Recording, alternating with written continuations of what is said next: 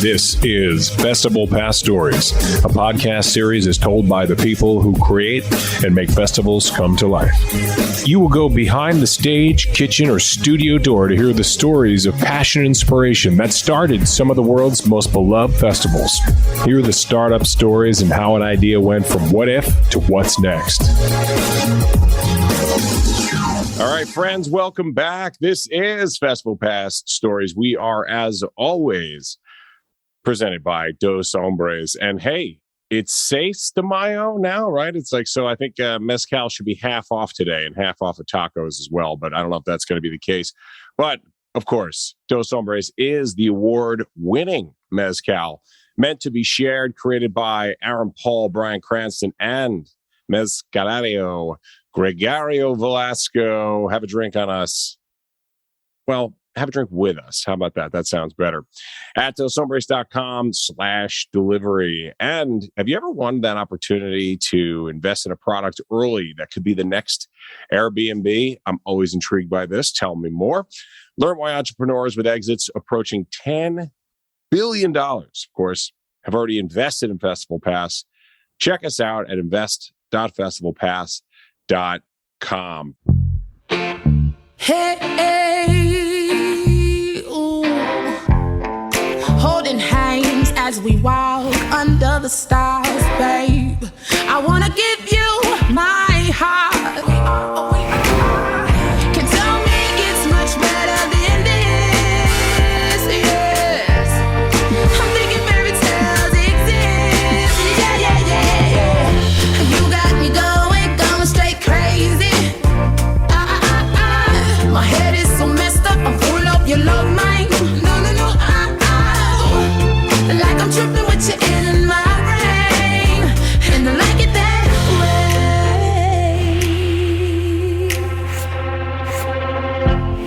A powerful connection we share. I can feel you from the other side. Never question your love for me, boy, because you show me all the time. Can tell me it gets much better than this, yes. I'm thinking fairy tales exist, yeah. You got me going straight crazy.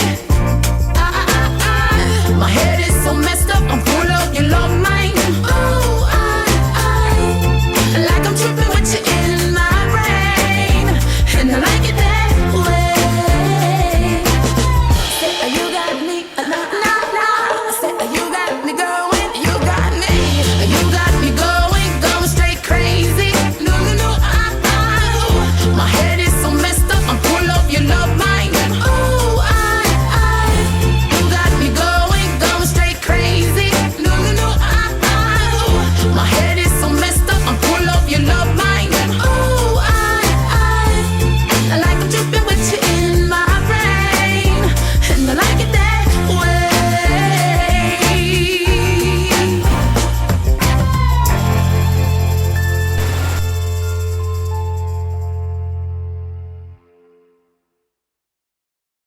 Friends, ladies and gentlemen, say hello and give a big Festival Pass Stories welcome to the great founder of the Candler Park Music Festival. It is Josh Antenucci. Josh, what's happening, my man? Oh, we're having a good day here on the 6th of May. Thanks for having us. Yes. The 6 de Mayo, which is the it's not celebrated because everybody's hungover today. So I don't think I think including myself. So we were around doing Dos Hombres tastings all over town, and you're supposed to just have a taste. It's not more than a taste. But anyway, we power through. It tastes so good. It's hard to put it down. So Hotlanta Summer Nights meets Music Festival. It's like a mushroom cloud of excitement. And Candler Park is coming up. It's around the corner. But I want to know, and our listeners always want to know behind how we got here, how this all happened. And I know you kind of cut your teeth when you were at GW and in Washington, in the nation's capital. And was it were you a musician yourself? Was it always a dream to be in the festivals? How did you get kind of your first taste of this whole life? No, I took that opposite path, having zero musical capability of my own, but loving the vibe when I was in front of the stage. Big fan. Yeah, big you're like fan. a Band-Aid from Almost Famous, right? It's like, I can't play an instrument, but I'll be on the road with you guys all year long. Yeah, no doubt. So I looked early for opportunities to be in the show without being the show, and cut my teeth in the bars of Washington D.C. Climbed up through the ranks of the nightclubs and learned about the DJs and put some live music in the clubs, and before you know it, I had found a path to live events. And you are, of course, I'm going to throw in a quick plug for our friends at NIVA, the National Independent Venue Association, which, friends, was started out of necessity to get some government action during the pandemic when everything was shut down. Obviously, no live events, couldn't have people in a room together, couldn't have 5 people in a room together. Imagine what it would have been like to own one of these venues, to own a festival. And Josh, you were very active in that. We've talked to other friends down in Austin, in New York, in other places. I just kind of want to know how that all came about, and was it a big conference call with a bunch of different venue owners and festival owners, or did you kind of hear about it and then you're like, yes, I got to be a part about this, and you're like, I spent some time in DC, guys. I understand the lobbying game. I can make this happen. Yeah, I mean, I think NIVA is one of the live entertainment business's greatest success stories.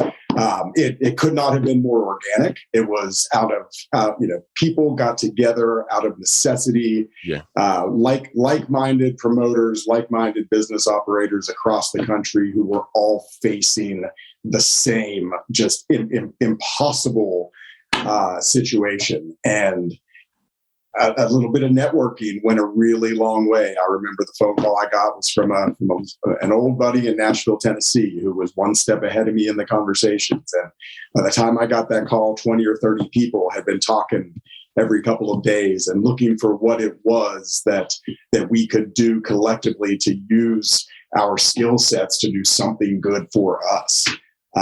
And one call led to another, led to routine conversations, led to committees being formed, led to the lobbyists, led to the advocacy work that just proved life-saving for so many of us. Without a question, you and I would not be sitting here talking about having a music festival this year if it weren't for NIVA. So if it wasn't for the work of NIVA, anyway, that's incredible. And I mean, when you think about the economic impact on that, and people were saying, "Oh, we're giving away more money," it's we're not giving money. This is something that nobody saw happening. In history, we'll look back at this and say, should we even have shut down? Who knows? But at the time, it seemed like the right idea, and it's going to be, revisionist history to say we never should have shut down, because I was scared to death.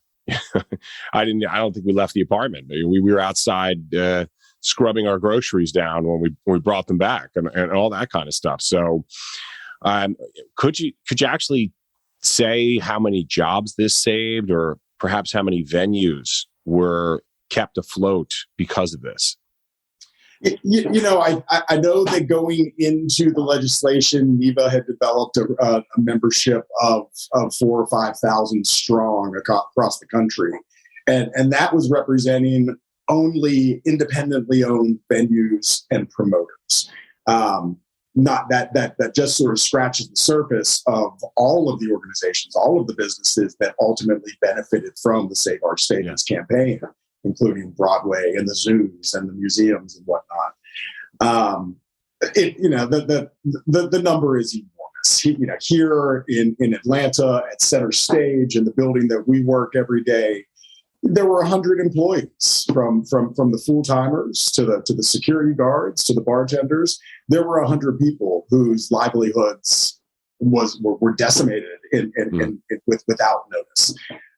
And when the founders of NIVA started this conversation, everybody thought, it's what we were trained to think in that moment in time. Everybody thought that we were looking for a short-term cure. We were dealing with this for 3 months. 6 would be the longest.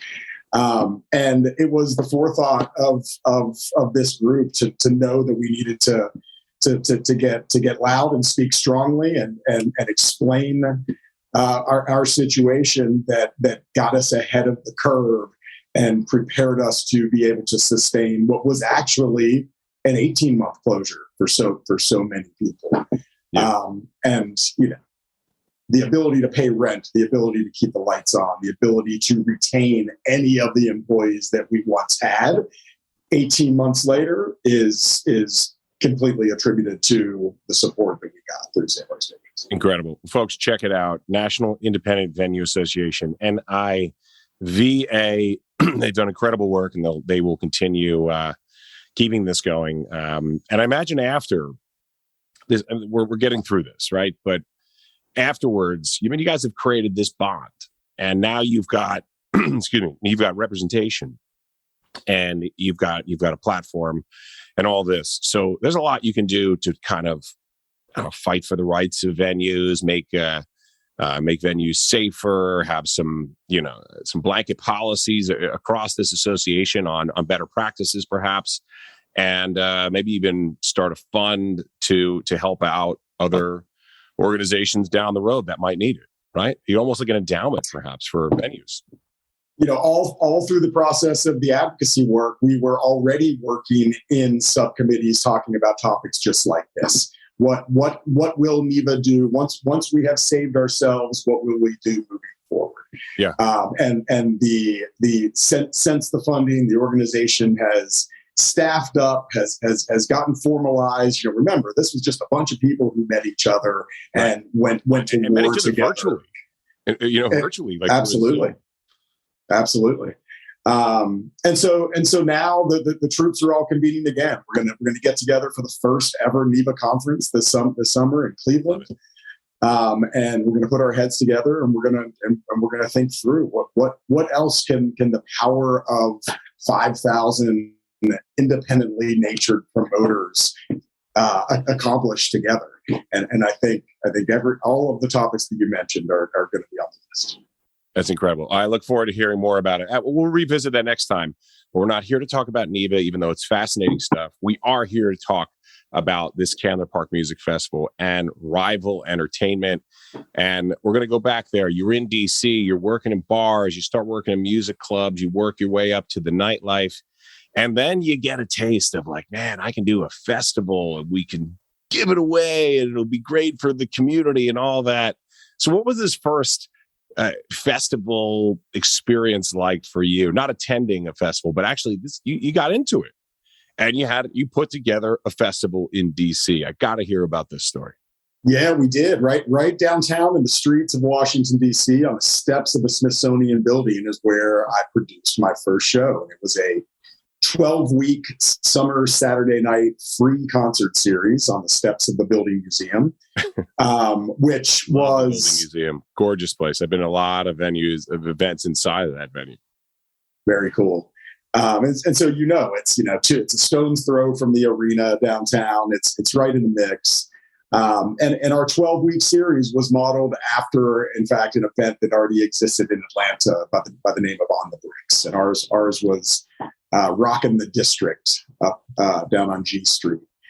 And it was killer. We launched that thing with a massive crowd. G Love and the Special Sauce kicked it off for us. And I'm trying to remember the year. This must be back in 2001, 2002.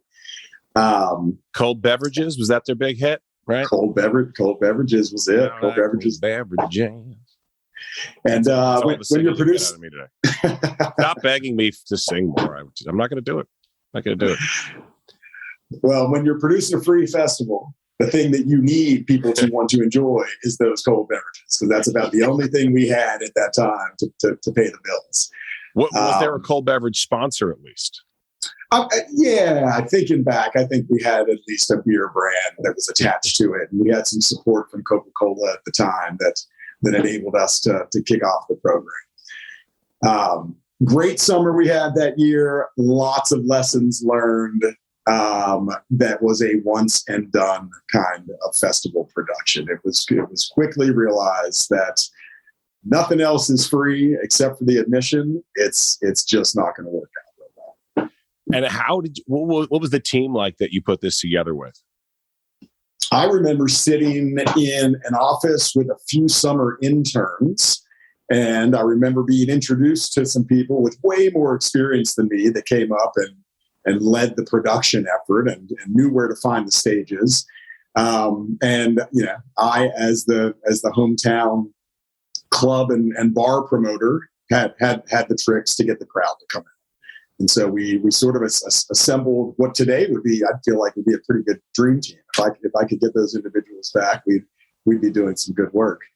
But it was a hodgepodge. We put it together. We learned as we went. We made lots of good decisions and lots of great mistakes, and here we are. It paved the way to a career. It paved the way to a career. Probably the other people went. They're probably accountants and lawyers and so on. And you need those people for the festival, so it could still be a dream team. But I can picture you going around the country like in the Blues Brothers, and you're getting the band back together. You're getting all these folks back together. But in the meantime, you did find a dream team. And you said Coca-Cola, so let's drive that Blues Brothers Lincoln Continental right down to Atlanta on that segue with Coca-Cola. You start Rival Entertainment, and you start to focus on these unique concert experiences, not just a show, true experiences. And don't want to jump in too quickly here, but I know that there was an Outkast reunion you guys put together in Atlanta. There was. This came a little bit later on. The biggest event going on in Atlanta since like the Olympics. It was. So there was a summer, and it was summer of 14 that Outkast announced that they were going out and doing all the festival plays, and they were making their $1 million at each festival they played, and they were doing 20 or 30 of them across the country, and this was their big comeback, and that was going to be it. It wasn't just a show; it was a 3-day reunion. And that came by that was a lucky event. We in fact pitched that show to the band first, and that was declined. It was decided that they weren't doing headlining shows. They were going to go play the festivals. And here in Atlanta, the festival that they chose to play was a really cool, eclectic EDM festival by the name of Counterpoint. That was about 40 miles north of Atlanta, up in Rome, Georgia. That was the hometown play. I think a culmination of events, one being that Rome, Georgia is a lifetime away from downtown Atlanta. The other being that on the night of their performance at that festival, there was a brutal storm that came through and their set was delayed. They got on stage at midnight. Nothing really worked out. And the week after the festival, our phone rang. They said, "Hey, remember that pitch you gave us to play in downtown Atlanta? We want to do that. We need to play for our fans." And that's when the Outkast At Last event was born, and we launched it as a single show at the 22,000 capacity Centennial Olympic Park downtown. Instantly sold out. We added another. Instantly sold out. We added another, and then we got to programming and figuring out who else besides that Outkast was playing on these shows, and it did. It was the hottest ticket in town, and arguably the most exciting event that we've been a part of creating, and lives on in the legend books here. Who else ended up on the bill? Who else joined? I remember Childish Gambino and Kid Cudi, and we closed it out on a Sunday night with just an all-star Atlanta talent. You know, if you came up with the Dungeon Family, you were invited up on that stage, and it was Goody Mob, it was CeeLo, you name it. Atlanta showed up. Yeah, and friends, those of you who are watching this, you can see behind Josh an Outkast poster. So this is, I see a picture of like a child back there, which I assume is your child. She is. the great state of Georgia, and there are two posters. One is this Outkast reunion concert. So obviously this is a serious point of pride for Rival Entertainment, but you also were involved in Prince's last live performance at the Fox Theater, and you guys were a part of this.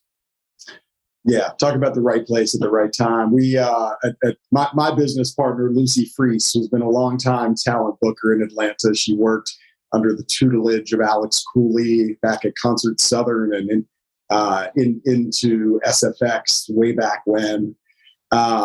She had developed a relationship with the team around Prince, and all of our career, we'd heard the stories of Prince and the oddities of working with him, and his desire to for things to be last minute and to be working with the independent promoters and just to doing things against the grain of the industry.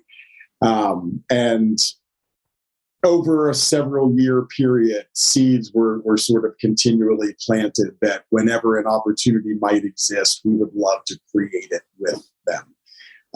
And one day the phone rang and the opportunity was there. And Prince had been working on his, what was it? One Man in the Piano tour that was, literally Prince at a piano and was had been successfully doing these in Europe on very last minute on sales and selling out the most prestigious of venues. And we had the great privilege of booking Prince for a 2-show and 1-night stand at the fabulous Fox Theater here in Atlanta. Yeah. And it didn't go without incident, because you may remember in the weeks prior to Prince's death, there were reports of some incidents, and we actually had the show booked on a Thursday, April 7th, and the crowd was lined up and the stage was set. We had loaded in days prior and we were ready for show. And at the very last minute, we had learned that Prince had come down with the flu and couldn't fly and couldn't participate. Now, were these the incidences you were talking? So I'm trying to refresh you can refresh my memory. I don't remember. Was it suddenly he was unreliable, or was this like a true? No, it wasn't a matter of unreliability. No, it was they were all business in our dealings with them. It was an interesting and exciting time. But we had to cancel a show at the last minute, literally at the last minute, with the crowd coming to the building. And the stand-up operators that they are, they immediately agreed. That's how long did the flu last? We're coming back in 7 days. We literally never loaded out of the venue. The production remained. The hospitality sat idle in the dressing room. We came back 7 days. The ice cubes. Exactly. Well, he likes it very warm. Everything needed to be warm in Prince's world. But we did the show 7 days later. And it was, they were monumental back to back, just an incredible experience. And following our second show on his flight back home to Minneapolis, it was widely reported that his plane had made an emergency landing somewhere in Ohio, I want to say. And there was a medical emergency, and he had gone to a hospital and gotten treatment and then later flown home to Minneapolis. And during this time, we had other shows in the works. We were going to other Fox theaters in St. Louis. We were going to the DAR Constitution Hall in Washington, D.C. in the following weeks. Yeah. And just days later, we're met with the tragic news of his death. It was one of those. It's just a bad year for music deaths, and it was just one of those that you just, like when David Bowie died, you're like, it's just this is Prince. Like this is part of his of some sort of spiritual rebirth, and he's going to come back as a symbol again, or he's going to come back. He's not really dead. This is just part of the evolution of who he is, and then it was just super real, and just really, really hard to take at the time. I mean, when there's always that argument that people have about the best guitarists ever. Give me your top 5 guitarists, man. You got Jimmy Page, and you gotta like put Prince in there. some of those solos were just ridiculous. And the ability to hold and control the audience. Yes. Solo. You know, a man and a piano and a microphone. Maybe that's what the tour was called. A piano and a microphone. It was outstanding. And I remember that the security rules were staunch that night. Absolutely no cameras and absolutely no video. And I tell you, the people that did sneak their cameras and sneak their video and recorded snippets of that last performance are sitting on a treasure. It was just an absolute joy.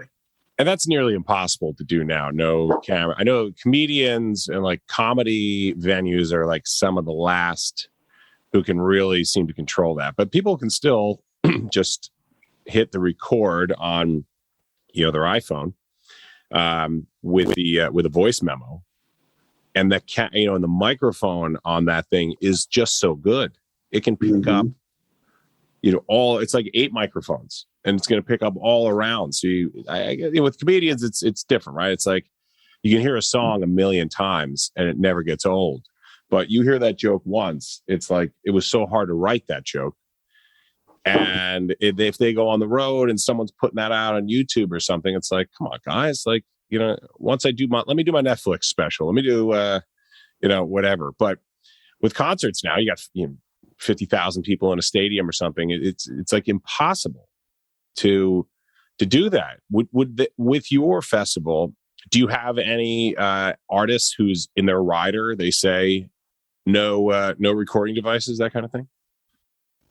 Yeah, we definitely see that from time to time at shows, especially in the venues. But no, in speaking about the Candler Park Music Festival, it's the opposite of that. Our bands, our vibe is so much more community. We recorded. We want it all captured. We want that cataloged forever. And so many of our bands are taper friendly and encourage their fans to come out and record. We haven't had to address that. So let's talk about the vibe of the festival. And I guess the big question is, how did this particular festival, from your other experiences and producing shows, we didn't even get to talk about the Foo Fighters show, which, the Foo Fighters reopened Madison Square Garden to concerts. And it was like, and he announced that on Howard Stern, and people were going nuts. And it was just, they're just so iconic and so fun. But through all those experiences, was it just, did the light turn on? You were like, we need to do a big summer festival. Our festival's been going on since 2010, and we inherited it as we began work on the project, working for a media company. There was a local sports radio station in town that had a really strong listener base. And the guys running the station were incredible marketers. And they knew that talking about sports 12 months out of the year, they were missing some opportunity to engage their audience. So they wanted to get in and bring a little bit of music into their program. So for a couple of years, we produced an event for them, brought the music to the table, managed the logistics of it, and worked on their behalf. And it took a few tries, and the sports station decided, we're really good at sports and we're really good at events, but music isn't really our best use of time. And so we took their idea and spun it the way that we thought it would serve Atlanta the best. And the idea is that we're not a big anything. We're not a multi-stage. We're not looking to be robust and attract all of the nation's biggest sponsor activations. We've got the coziest of city parks in the middle of a really friendly community, residential community that's a stone's throw away from the cool little Five Points neighborhood in Atlanta. And we wanted to build a festival that fit the community in which we were hosting. And in Atlanta, there is this city is friendly to festivals. We've got a ton of parks. There is a free kind of a festival, cultural events, city sponsored events every weekend all year long. It's really easy to find yourself some outdoor entertainment. But in the curated music festivals, we didn't have that much of a history. There was the big Music Midtown that had been a Clear Channel SFX festival forever. That 5 stages and 100 artists and 100,000 people. But for as we were growing up and as we were learning what the audiences were looking for, nobody was doing it small and thoughtfully, and that's the gap that we aimed to fill. And so we took a space that can hold 12,000, 13,000 people at its maximum capacity. And we designed it to put bands and the music that our team really loves and that Atlanta often supports in the venue environments, and put them together for what started as a one day and is now, for the last decade, been a 2-day single stage, really hyper local music festival. And in doing all of that, we think we are literally the best bang for your buck that you can get in music anywhere in this country, where our tickets were free at one point. As I've explained, we've learned how that's not a sustaining idea. But still today, it's $35 to walk into our festival for one day. Still today, the weekend ticket is $50. Wow. And these are the highest prices we've ever had. We've been forced to follow the trends and pay the bills. But that's what it is. It's just it's a festival that has grown very special to its community and its followers, and we're always cultivating relationship with the newer and younger generation that grows up and follows the festival. And it's not summer in Atlanta until cameras happen. There you go. There's your slogan. And you were saying there, I felt like I was in a pitch meeting for sponsorship. And of course, this doesn't happen without sponsorship. So what was it that really differentiated yourselves to get a sponsor? Like, how do you have a music festival without a great beer sponsor? But you got these guys at Scofflaw Brewing, and it sounds like sort of the spirit of this thing and Scofflaw, like it just was a perfect marriage. What do you think was the so many people out there that listen to these episodes are always looking for sponsorship. They're always wondering what that edge is that sets them apart. Like, geez, another music festival. It's like Coca-Cola. Can they sponsor yet another Atlanta music festival? No, you went to these guys at Scofflaw. Why them, and why do you think it was such a perfect fit for them? Yeah, I mean, Scofflaw is another hometown success story. These guys started brewing beer in a little warehouse in West Atlanta, not far from here, and turns out they really know how to make some IPA. And they're a brand that has blown up regionally, and they're just really invested in all of their human resources. Their people, their staff just love working there, and they've gotten very active in the community. And as we look for partners that can share our value of remaining as hyper local as possible, these guys stepped up to the plate and said, "This is exactly the kind of thing that our brand wants to be attached to." And in a really interesting, and this took us a little while to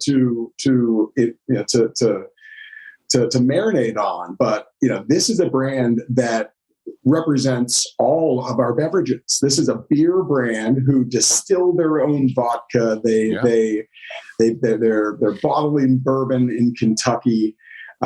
They've got high alcohol seltzers. They've got, their list of products coming out of this little warehouse in West Atlanta is just amazing.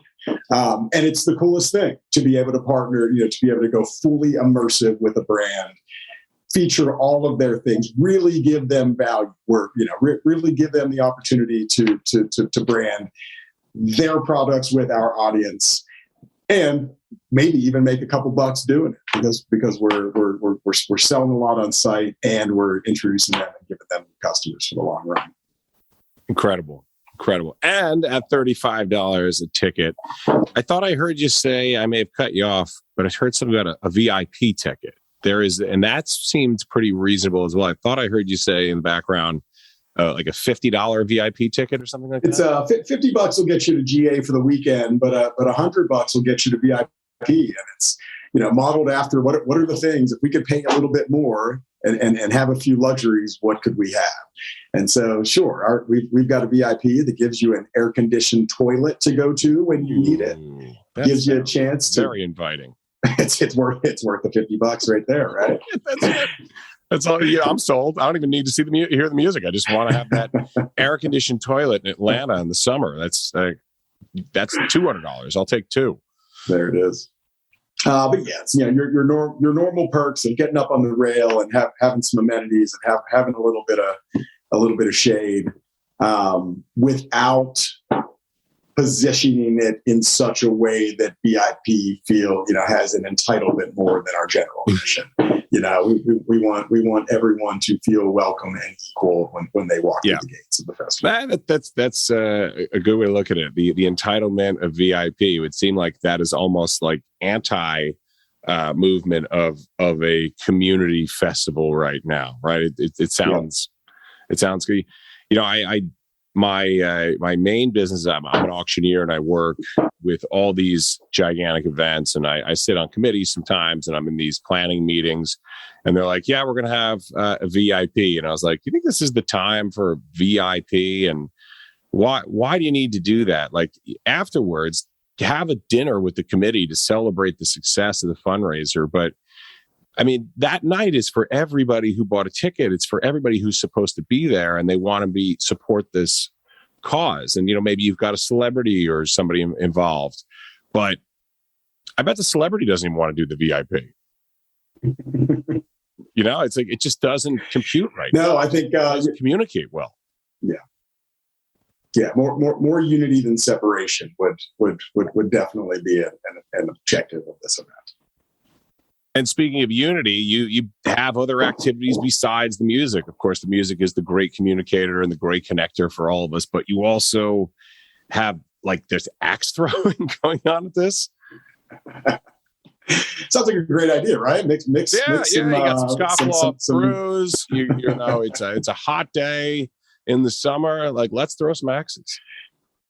Yeah, another one, support local. We're going to support the hell out of the local, and we're going to give the opportunity for some local businesses to come in and show off what they bring to the community. And we, the food and all the beverage are just all of the small businesses and the food trucks from around town, and give them an opportunity to come in and serve to the masses and hopefully just make a boatload of money while they're there.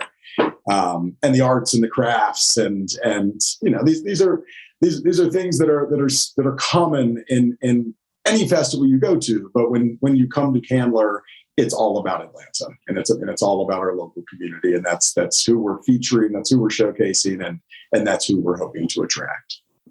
Music, food, scofflaw brews, scofflaw vodkas, beverages, air-conditioned toilets, and throw an axe, folks. This is the kind of community that's going to happen there. Is there a special insurance rider I need to sign if I want to throw the axe while having some scofflaw? Or you will have signed away all of your rights before you get the axe handed to you. I'm sure of that. Understood. And yes, of course. And when you walk onto the property, folks, you are signed. You know that you're going to be videoed. Because I was watching a promo highlight video of Candler, and I thought I saw Eddie Vedder. Was it just a young Eddie Vedder doppelganger? Or was that real? Was Eddie Vedder at the festival? No, I think that was a doppelganger. Do you know what I'm talking about? I know. There's a dude. He's sitting on the end of the stage, and he's just. And I had to stop it. I was like, that can't be Eddie Vedder. Like, this is like from a year ago. This footage. That's not Eddie Vedder. He's like 50, 60 years old now. Probably 55. But anyway, yeah. But on that note, with the talent, I know that you've got some great talent lined up. I heard that a couple of headliners you've been announcing, Grace Potter and the Disco Biscuits. Yeah, how cool is that going to be? Two different acts. Two different acts, 2 different days. But yeah, these are 2 artists that fit this festival so very well, and we couldn't be more excited to have them both on the bill this year. Longtime fans of Grace. We've worked with her over the years doing radio shows in Atlanta. The Disco Biscuits are, they're so high on their game in the festival touring world that we're really excited to have them. And Trouble No More, the Allman Brothers tribute band that's been formed this year and is taking the festival circuit by storm. We couldn't be more excited to have them involved and to involve the Allman Brothers Big House into the festival this year. They're bringing their show up to help educate our fan base on the epic history of the Allman Brothers. Yeah, gonna be real cool. The Allmans used to do like a mini festival, if you will, here in New York at the Beacon Theater, which is kind of like a Fox Theater, that just smaller venue. But they would just pull up the trucks and just be there in residence for like a month. And it was like one of those places you'd walk in and it was like, as soon as they started playing music, somebody would light a joint and the whole place would smell like that. Now it's like you walk around New York and it's just, I saw somebody recently, I was at an event in Baltimore and they were like, the suburbs of Baltimore. And they said, I just got back from New York. I haven't been there in a while. Where did all the weed come from? And I was like, the whole place is an Allman Brothers show now. I think nobody's busting you for it anymore. So people are smoking everywhere. It's unbelievable. But that's just a side story. The Allman Brothers, so much fun, unbelievable experience here. I love, what's the name of that tribute band? I hadn't heard about them. Trouble No More. Trouble No More. Okay. And they're going to be day 1, day 2 of the festival? They're playing on Saturday, right into the Disco Biscuits. And, they are just a band filled up with some badass musicians. Daniel Donato playing guitars and singing, and Jack Ryan on drums, and Mickey Gillespie. And you'll find them on the lineup at the Jazz Festival, I think, down in New Orleans this weekend. And I think they were up at the Peach Festival in Scranton, Pennsylvania a few weeks ago. So this is kind of the global debut of this new all-star tribute outfit. Peach Festival, eat a peach. That's the Allmans. So if I'm coming down there for a couple of days and we need a place to stay, where's the lodging? Where am I staying? Do you have hotel partners? We don't have any hotel partners this year, but we encourage you to stay. Like, there are some new cool local boutique hotels down on Ponce de Leon and in Midtown. And we think everybody should go to the Claremont Lounge when you come to Atlanta. And they've got a hotel right above it. So go to the Claremont, check out the live entertainment in the basement down there, and then check into your room up top. You won't be disappointed. Claremont Lounge, Claremont Hotel, good plug for them. So how do we buy tickets? Now we know everything about the festival. What are the dates exactly? And how do I buy tickets? CandlerParkMusicFestival.com, June 3rd and 4th. If you're watching, you see it right on the screen there. CandlerParkMusicFestival.com. And the dates again, June 3 and 4. June 3 and 4. Okay. And what about social media? Where are we finding you on the socials? We're everywhere the kids tell me that we're supposed to be. We're on the Instagram. We're on the Facebook. You can find everything at Candler Park Music Fest. Don't the kids say to be on the TikTok now? They do tell me to be on the TikTok. We're figuring that out. Yeah. You got to learn how to dance first, and then you can do TikTok. I think that's the whole thing. That's what it's all about. Well, folks, look, we are ready to rock out at Candler, but right now we got to get the rock out of here. Josh, you have been awesome with your time and sharing some amazing stories, folks. CandlerParkMusicFestival.com and on all the socials that the kids are on. Check it out and have a great festival, man. Josh, thanks again for being here. Thanks for taking the time. Good talking to you. This is Festival Past Stories, a podcast series is told by the people who create and make festivals come to life. You will go behind the stage, kitchen, or studio door to hear the stories of passion and inspiration that started some of the world's most beloved festivals. Hear the startup stories and how an idea went from what if to what's next.